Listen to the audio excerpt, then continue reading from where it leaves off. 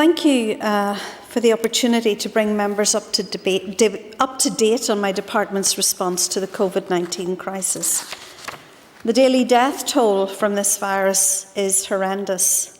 My thoughts first and foremost are with grieving families across Northern Ireland, people currently in hospital or ill at home, and the NHS staff who are working to save lives daily. The biggest health emergency Northern Ireland has ever faced has also created an unprecedented economic crisis. As Economy Minister, my role right now is to try and mitigate the worst impacts on our economy by protecting as many livelihoods as possible. By doing this, I believe we will safeguard the economic foundations on which recovery must be built.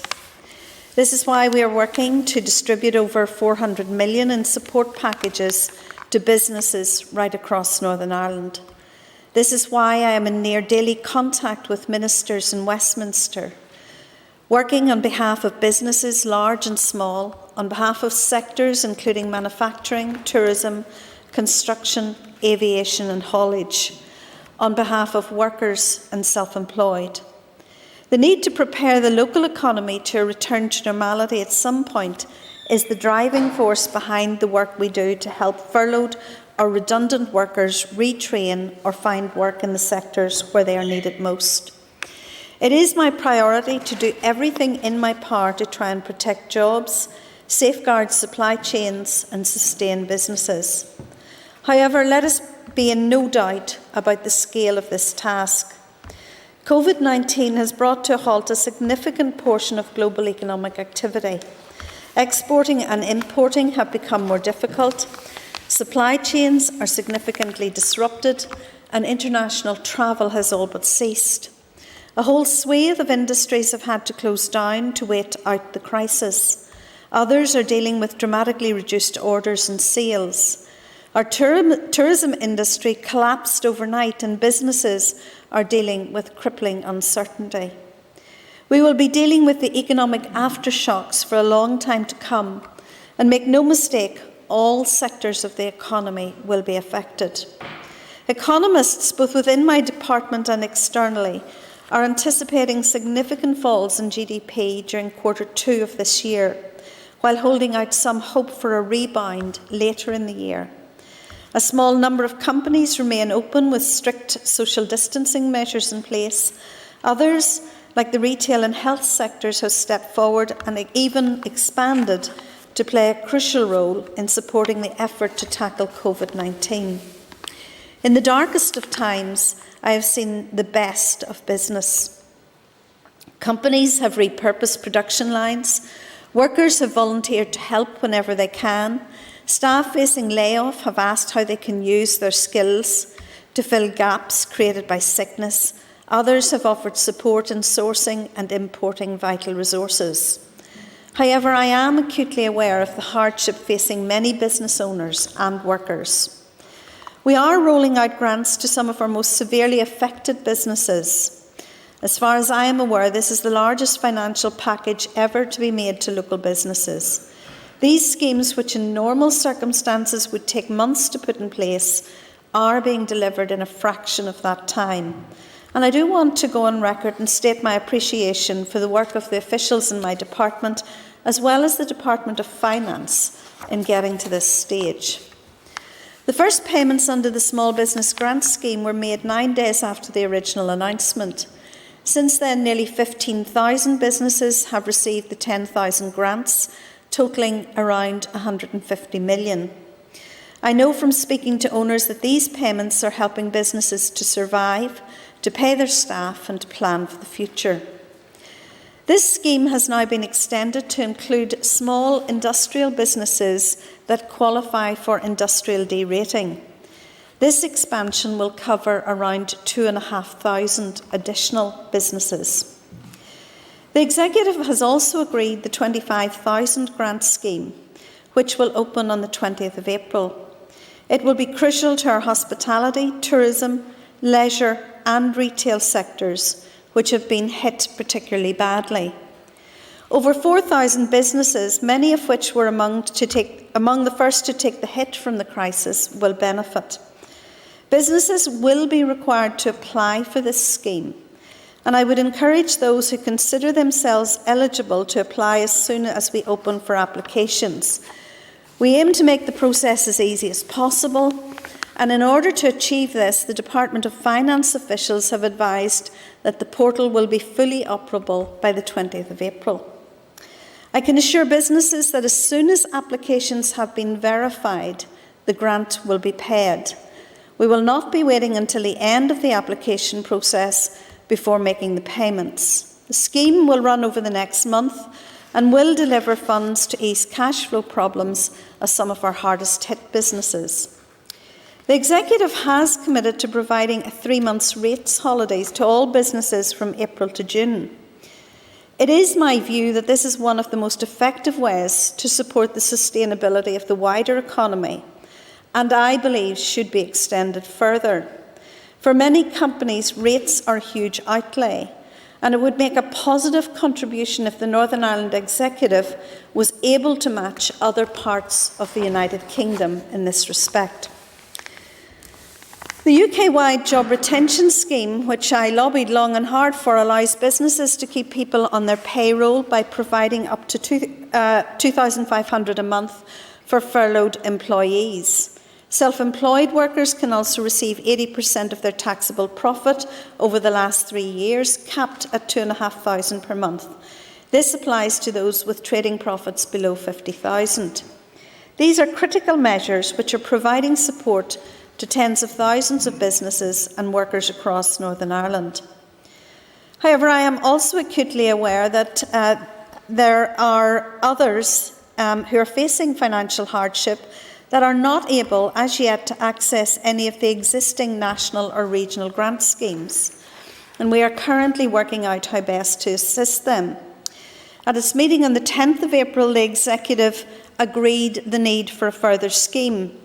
A budget has been identified, and we are currently examining the ways in which this money can be delivered. We will look to fill the gaps for businesses that are already not receiving funding. Increases to working tax credit and universal credit by £1,000 per year will help the most vulnerable. The Coronavirus Business Interruption Loan Scheme is a further tool and should be a crucial step in getting cash flow to firms in this difficult period. Our national government has taken a huge amount of public borrowing to support the economy in the short term. It is important that the support provided both nationally and by the Executive is deployed to limit job losses so that come the recovery, workers can come off furlough and back into the workplace. As the impact of the crisis bites deeper, assistance will need to be targeted to those who need it most. The shutdown of many industries in Northern Ireland, the collapse in footfall around our towns and cities, and emerging survey evidence all indicate that the reality is that there has been widespread furloughing of workers by many firms. InvestNI client companies have notified it that over 30,000 jobs have been furloughed. Outside of InvestNI's client base, many more will have been furloughed too. However, it is worth noting that we have seen many examples of large-scale furloughing of workers by firms, but what we are not seeing as yet are examples of large-scale redundancies. In assessing all the available economic indicators and data, my department's economists fear that the number of workers in Northern Ireland directly impacted by the shutdown could well go beyond 200,000, with widespread job losses too, potentially as many as 25,000 in the short term. Outside of the labour market, their analysis also suggests that house prices look to be set to be negatively impacted and trade and investment appear set to stall. However, while this analysis is based on assumptions and indicators which can and do change, we can say with certainty that the economic impact is set to be deep and far-reaching, and many across Northern Ireland will need ongoing support. The latest information on every support scheme currently available to businesses can be found at NI Business Info website. There has also been significant pressure on the aviation industry, haulage and ferry companies, which has led to a dramatic reduction in our air and sea connectivity. This is a very important issue, which I continue to raise with government ministers in London. In respect of Northern Ireland's vital air connectivity with Great Britain, my officials, alongside those from Finance and Infrastructure, are working with the UK's Department for Transport to provide support to maintain Northern Ireland air connectivity during this COVID-19 crisis period. Indeed, Ministers Mallon, Murphy and I wrote yesterday to the UK Chancellor in support of the Department for Trade business case, seeking UK Government support to maintain strong air links between here and GB. I am hopeful that this intervention will realise a support package. Aviation will also have an important role to play in the recovery of our tourism industry. I am conscious that the tourism and hospitality sector was one of the first sectors to experience the impact of COVID-19. I want to thank those who are on the front line and working in vital industries such as food, manufacturing, telecoms and retail. Our energy supply has remained constant throughout this crisis. Turning on the heat, flicking a light switch and cooking a meal are all made possible by the thousands of energy workers who are making sure that everyone has the energy they require. I am planning to speak to Mr Kwarteng about how the energy system is coping across the UK, and my department is maintaining solid communication at all levels with the system locally.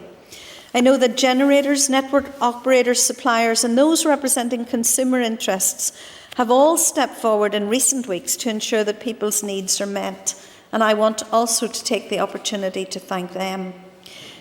The safety of workers must remain an absolute priority. If people can work at home, they should. But for those who cannot, the work environment should be safe and follow the public health guidance.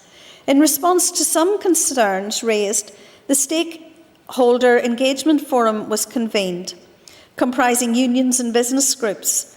It has provided advice on priority business sectors and codes of practice, which I will bring to the Executive on Friday.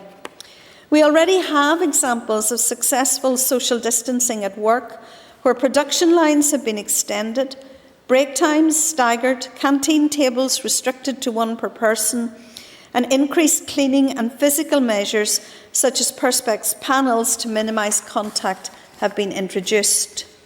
We will make sure that this good work continues, and I will do everything within my power to ensure that we have a safe workforce. Working with industry will save lives. Our economy is changing very significantly, leading to a change in direction for many businesses. However, we know that improving the digital skills of our workforce will enhance our competitiveness and increase productivity in the long term. I also believe that investing in digital skills provides an opportunity to reinforce our competitive advantage in areas such as cybersecurity, data analytics and robotics. So I want to provide individuals, particularly those who are furloughed, with the opportunity to improve their digital skills. To begin the process, we intend to provide a range of online digital courses via our careers portal. These courses will be free for everyone and provide an opportunity for individuals to use their time at home to prepare for the future. My department is also helping people seeking alternative employment. Our careers advisors are supporting people in matching their skills and experiences to opportunities in demand, including full-time, part-time and temporary roles.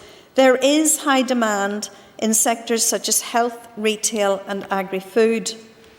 Our universities and colleges have been forced to close their doors for face-to-face learning, but they have remained active in the fight against COVID-19. Students and staff at our higher and further education institutions have been providing and creating personal protective equipment, joining the research for a vaccine and volunteering and joining the health service workforce. I am acutely aware that the stopping of face-to-face teaching has had a particular impact on how vocational qualifications will be awarded. I have instructed my officials to work with SIA and other regulators as a matter of urgency to identify the fairest way of issuing grades. I am aware that the downturn in the hospitality sector will have had an impact on students who often work in that sector. With this in mind, I have requested an extension to increased student hardship funds as we move into the third semester. I hope that this can be doubled, and I will be discussing this with executive colleagues. Those students have stepped up, and I want to thank them for that. In the severest of times when our resilience is being tested, I cannot promise that every job or every business will be saved, because I think this crisis will leave no one unscathed. But I will do all I can to counteract the severest impacts and protect the livelihoods which support families and communities in Northern Ireland. We will get through this, and when we do, I believe the measures we have put in place will form the foundations on which our businesses can build our economic recovery. Thank you.